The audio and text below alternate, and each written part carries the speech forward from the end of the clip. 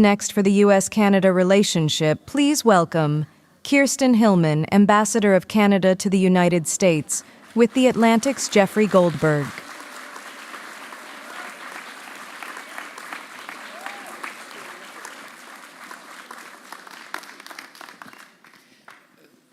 Thank you very much for joining us today. I'm sure most of you could intuit that in Washington journalism, until 3 months ago, the subject of Canada was not particularly controversial. I mean, we visit.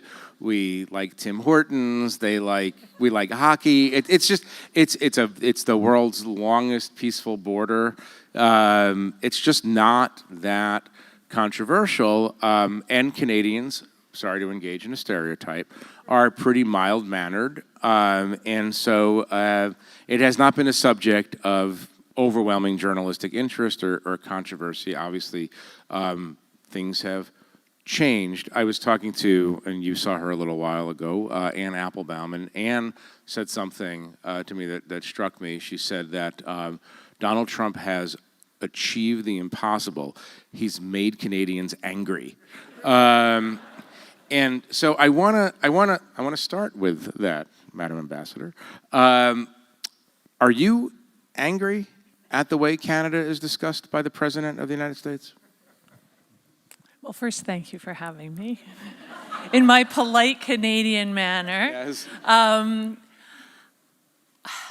I think Canadians, and including myself as a Canadian, have gone through a range of emotions. I think sort of surprise, disbelief, confusion, sadness. It's like the 7 stages of grief, or 8. I don't know how many there are, lots. But I think angry, frustrated, angry sometimes, because we are unsettled by a behavior, in particular with respect to the tariffs, that is having serious and immediate impacts on our well-being. Economically, it's having big impacts here as well, but it's having impacts on our well-being. And Canadians are like, well, can we talk about this? Because we don't think this makes sense for you, for us.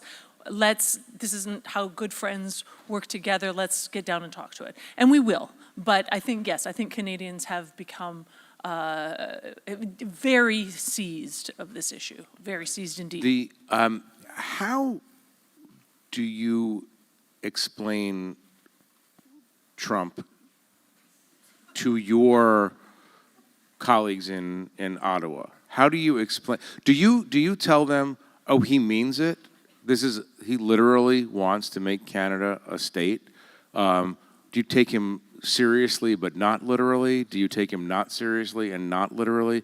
I mean, one of the main roles as the senior Canadian representative in the American capital is to explain America to your bosses, and they then explain it to the Canadian people. How do you explain it? So, a few things. One, I think that it's clear that the President of the United States and his administration are seeking to transform, in particular, their economic relationship with the world, and therefore very much with us. We have the single biggest trading relationship with you of any country in the world. We're your biggest customer. We buy more from you than China, Japan, the UK, and France combined. Like, it's a huge relationship in all ways, not just economic. And the president and his administration are seeking to change that in ways that I think are quite consequential. And so that's the first thing I say. And that is what it is. It will change, and therefore we will change, and therefore we will move into something different than we have been in for a few generations. In terms of taking the president seriously, Donald Trump is the president of the United States. Of course we take him seriously. Of course we take him seriously. He's a man with enormous influence and power over this country and the world. And so, yes, he has to be taken seriously. I had the opportunity to talk to the president last Thursday, and I raised some of these issues with him. I want to just read you one passage and maybe get you to comment on what you think he means and then we could talk about tariffs. Uh-oh. Yeah. No, it's going to be fine. It's going to be totally painless. This is Trump speaking. I left some very smart people from other countries today, and I have them all the time. You understand, he speaks in a shorthand, patois. And I think maybe one of the things I've been most successful with is foreign relations. This is me, interjects, I think the Canadians would disagree. Trump, well, the Canadians. Here's the problem I have with Canada. We're subsidizing them to the tune of $200 billion a year. And we don't need their gasoline, we don't need their oil, we don't need their lumber, we don't need their energy of any type, we don't need anything they have. I say it would make a great 51st state. I love other nations. I love Canada. I have great friends. Wayne Gretzky's a friend of mine. I have great friends. I said to Wayne, I'm going to give you a pass, Wayne. I don't want to ruin his reputation in Canada. I said, just pretend you don't know me. But they're great people. You know, they do 95% of their business with us. Remember, if they're a state, there's no tariffs, they have lower taxes. We have to guard them militarily. Me, you seriously want them to become a state? I think it would be great. I respond, a hell of a big democratic state. Trump, a lot of people say that, but I'm okay with it if it has to be, because I think you know, actually, until I came along, then I respond, because I was losing my mind. I'm no political genius, but I know which way they're going to vote. They have socialized medicine. Trump says, you know, until I came along, remember that the conservative is leading by 25 points. My colleague Ashley Parker says, that's true. And Trump said, then I was disliked by enough of the Canadians that I've thrown the election into a close call, right? I don't even know if it's a close call, but the conservative, they didn't like Governor Trudeau too much, and I would call him Governor Trudeau, but he wasn't fond of that. And then we changed the subject because I didn't feel like it was going anywhere interesting. I want you to break this down for me, starting from the beginning. Here's the problem I have with Canada. We're subsidizing them to the tune of $200 billion a year. True? Untrue? Untrue. Explain the context. So, as I said, Canada and the United States have the biggest bilateral trading relationship in the world. We sell back and forth in goods and services, $2.5 billion a day, $2.5 billion a day. It's an enormous, it's hard to conceive of for most of us what that looks like. In that relationship, for those who are looking at this through the perspective of balanced trade, which the president most certainly does, in other words, that we sell as much as we buy, Canada has a trade deficit, in other words, we buy more than we sell, of manufactured goods, of electronics, certainly services. So stuff that Americans make and manufacture, the things that the president is very deeply concerned about ensuring stay here for good jobs for Americans. We buy more of that from you than you buy from us. And we are about 1/10 your size. So just to put that in perspective. And actually, another thing to put in perspective is in manufactured products for the United States, more than half of what you manufacture in the United States you export. So selling your manufactured products to other countries is very important for the jobs that the president wants to create. And I think 77% of your economy runs on services. Again, we are a huge service consumer of American services. But a third of what we sell you is energy. And a lot of that is oil. And the Canadian oil that we sell is transported down to the Gulf Coast where it's refined. It is, frankly, according to many Canadian experts, sold at a discount. And that has to do with the fact that we only have so many pipelines and we can only get it to so many places. That product is then refined and resold at 3 times the price into the United States to third country markets, keeping your manufacturing costs down, right? The manufacturers that rely on that energy, keeping the price at the pump for Americans down. So yes, we sell you more energy than you sell us. That is absolutely true. And because a third of what we sell you is energy, overall we have a trade deficit, but it's about $60 billion, not 200. But if you want to balance the trade, if the United States wants to balance trade with Canada, the only way to really do that, we can't buy that much more from you. We are 41 million people. There's only so much we can buy. We will have to sell you less energy. And I don't actually think that's what the administration wants. And I think proof of that is in the fact that when the tariffs were put on to products of all nations, the tariffs put on Canadian energy were some of the lowest of all, right? So when he says we don't need anything that you make, that is self-evidently untrue? Well, I think that it is, first of all, I believe that the U.S. benefits from the Canadian energy relationship, from our manufacturing relationship. We sell you critical minerals, we sell you uranium, we sell you, all sorts of products that if you weren't buying them from us, and if you don't have them in the ground, if you don't actually have them, then you're going to buy them from someone else. And is it going to be Belarus or Venezuela, right? Where is this going to come from? Why wouldn't you buy it from us? An ally, a steadfast ally and friend, an ideologically aligned country that, wants democracy and rule of law. So what does need mean? Does it mean the United States could survive without affordable Canadian energy? Probably. Does it mean that the price of all sorts of things would go up for Americans? Yes, it does. Does it mean you might buy it from Venezuela? Probably. Is that the objective? I don't think so. I think what the president is looking for is a conversation around making sure that the U.S. is getting the best out of all of these relationships. And I am eager for that conversation because I think when we dig into the facts, we're going to see that we are a source of strength, and he's going to, his people and he will see the degree to which we're a source of strength for Americans. Do you believe this is a fact-based administration? I believe it can be. I do. And seriously, I believe that the president is attuned to the effects of his policies on American people. I do. Let me ask you this. You were, before you came to Washington 5 years ago, you actually came as ambassador to the previous Trump administration. You're an economist. You were Canada's chief trade representative. Does the president understand economics?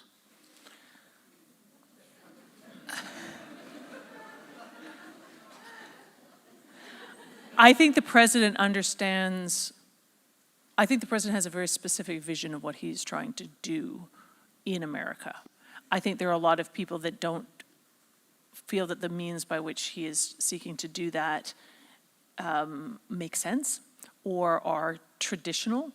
But he's undaunted. I think that's really clear. The president believes in putting in place policies, in particular tariffs, to draw investment into the United States and manufacturing into the United States. And he believes that that is going to work.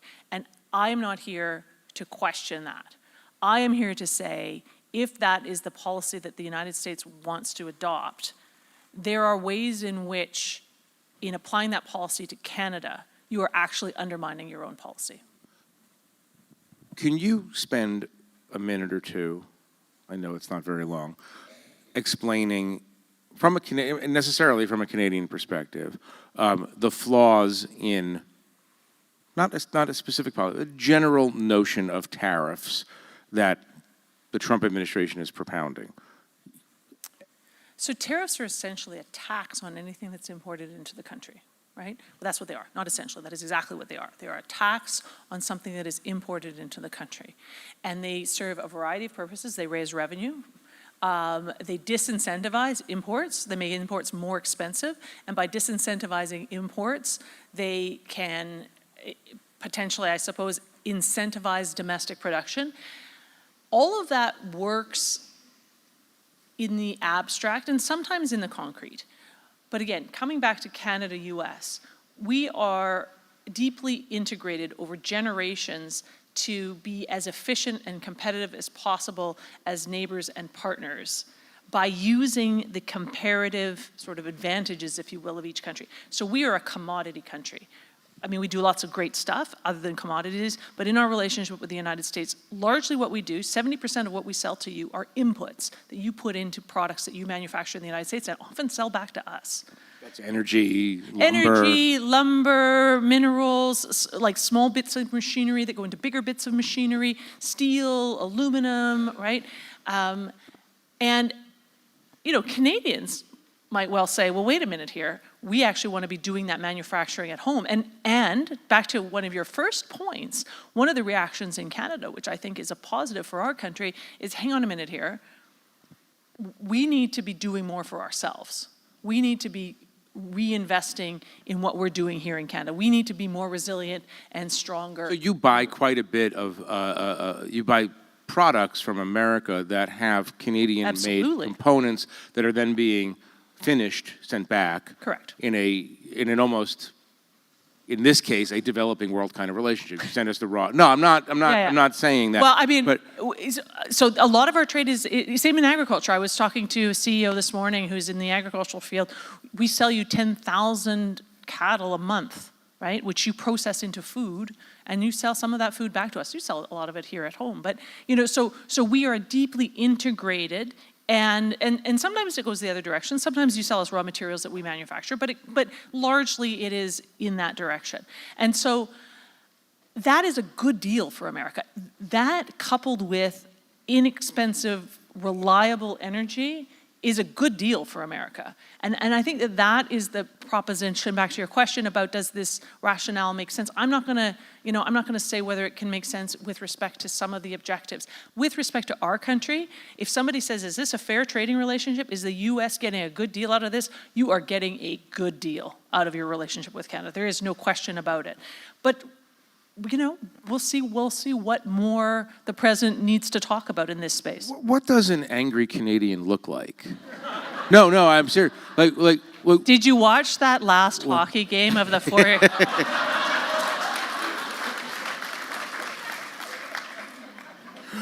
What does an angry Canadian look like off the ice? And what I mean is at a certain point, again, we could make jokes about stereotypes, but at a certain point, you are discovering a national pride that has not been right up there on the surface, the way it is with some other countries, including the United States.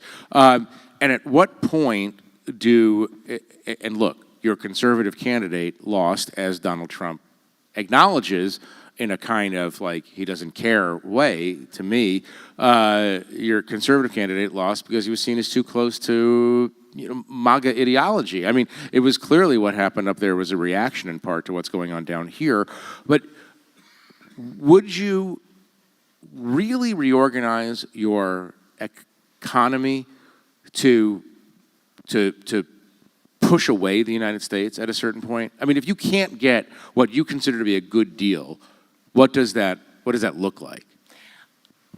I think that it's a question of mitigation, right? I think that we will seek to strengthen our own economy, and we're doing that already. We will seek to reinforce relationships that we have all over the world. We have, a trade agreement with Europe. We have a trade agreement in Asia.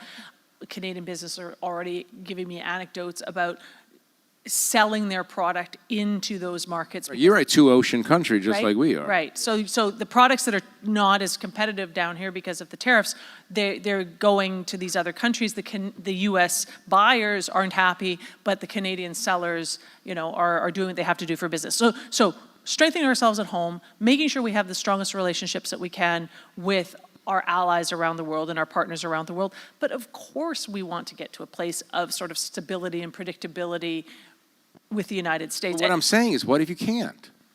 I mean... Do you know what? I think we can. I don't think it's going to be what... the U.S.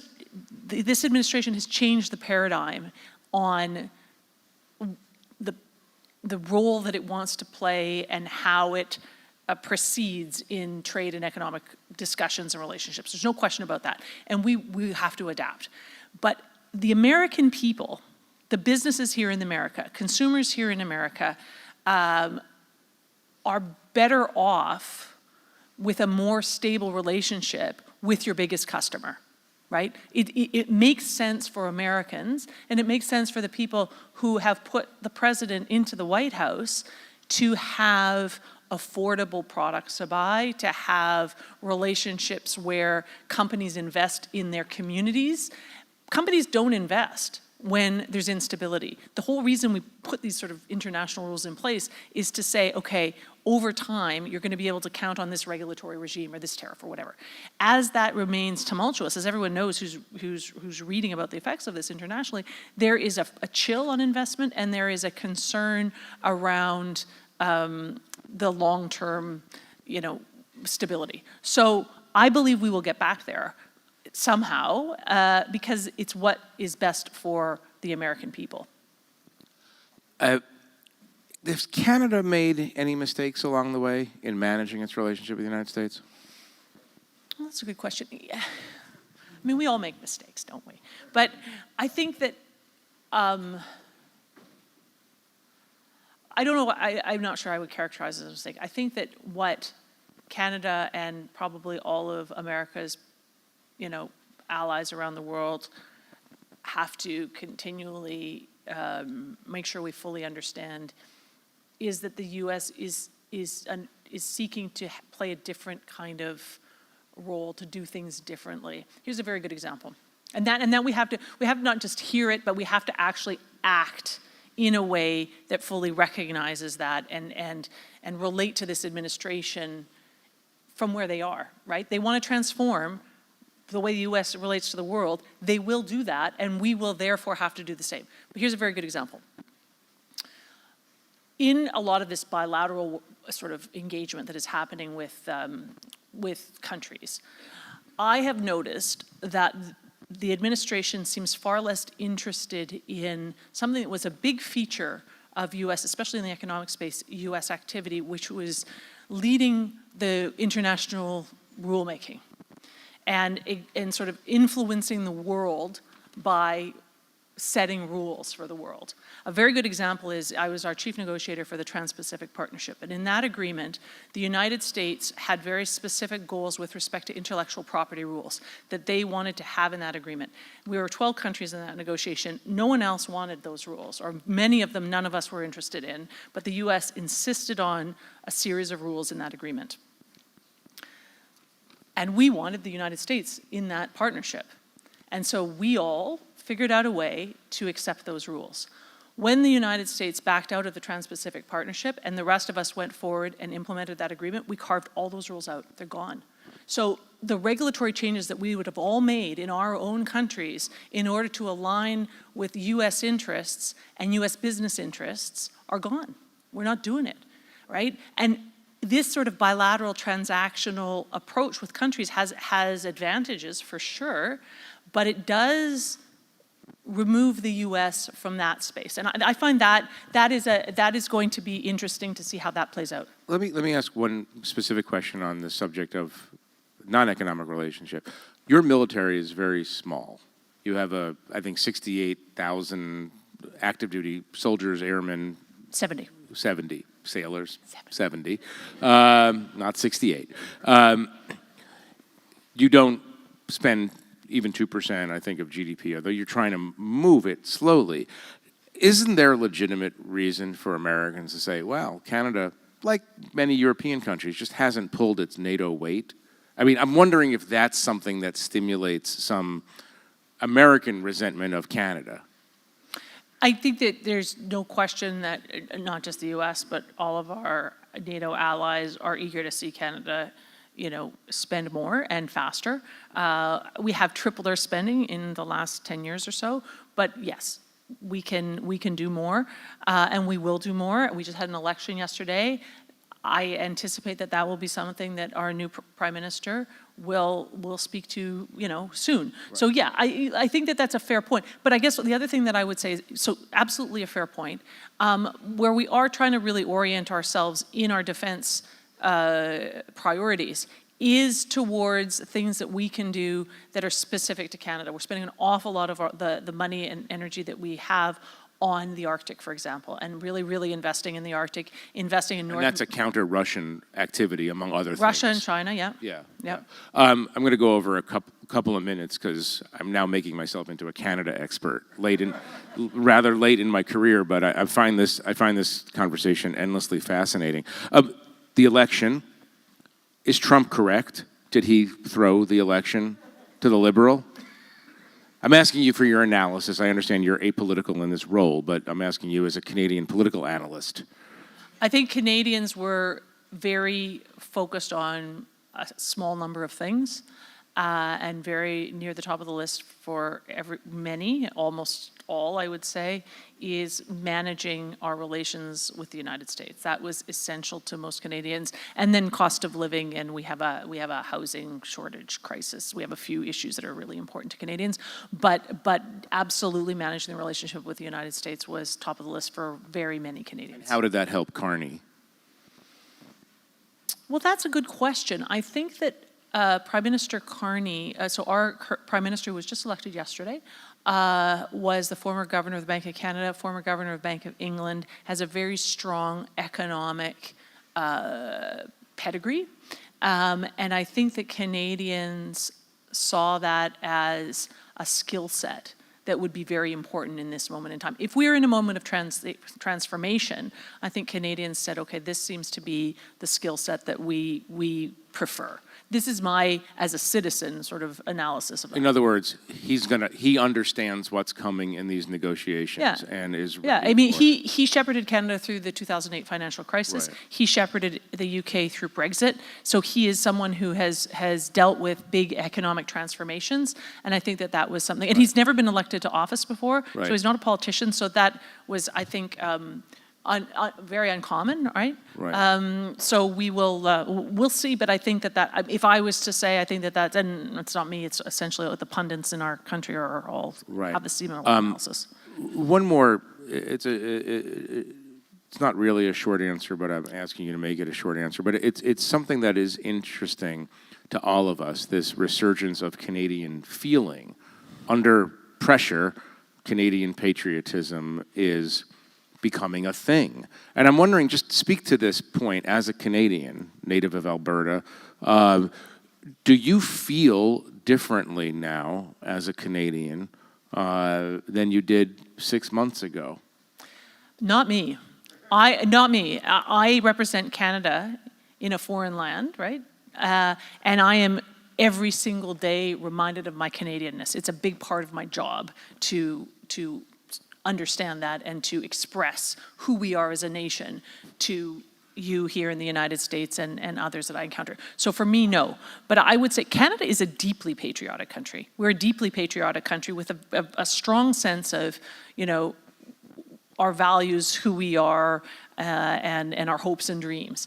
But more to your beginning point, we're a quieter bunch about it, right? We are not born of revolution. We are born of sort of negotiation. We are born of a much more gentle birth, if you will, than the one you encountered. And I think you kind of were ambivalent about King George III. Yeah. No, we get it. We had the king there are good people on both sides. I get it. And we have where our founding nations are France, the UK, but of course our First Nations, our Native people were there who are, remain a huge part of our cultural reality and importance to our cultural identity. So we're just a different country, but we're the less rowdy cousin at the Thanksgiving table. But not today, not today. Not today. Well, getting rowdier. And my final question. When you met Donald Trump 5 years ago, when you first came to Washington to do this job, did you think that he was anti-Canadian? No. Did you anything suggest that, there's trouble afoot here? No, in fact, I met President Trump during the NAFTA renegotiation a few times, and then over the course of the COVID crisis when we had to slow down the border. And on the contrary, I think very supportive of Canada, U.S., very supportive of us. I don't think that President Trump is anti-Canada. Just to be clear, I don't think President Trump is anti-Canada at all. I think and Canada's not anti-United States. I mean, we love you guys. You're our neighbors and our friends. I mean, you're talking about military. We fought and died together in all the wars, and First World War, Second World War, Korea, Afghanistan, all over the world. So there is no greater partnership. We have almost 500,000 people go between our two countries every day. Not maybe lately, but most. But truly, we have an enormous amount of interconnection. And so we are, if you ask me why I'm confident that we will figure this out, it's because of that. It's because of the 500,000 people almost every day. It's because of all of this. We have to. Those of us who represent our people, that is our job, is to figure it out, and we will. And I'm convinced that that the president will be happy to do so, or will certainly do so. And you know what else is big in Canada? The Atlantic. Did you know that? I Big magazine in it. And so on behalf of the Atlantic, we thank you for coming today. Thank you. Thank you. We will now take a brief break. Please return to your seats in 15 minutes.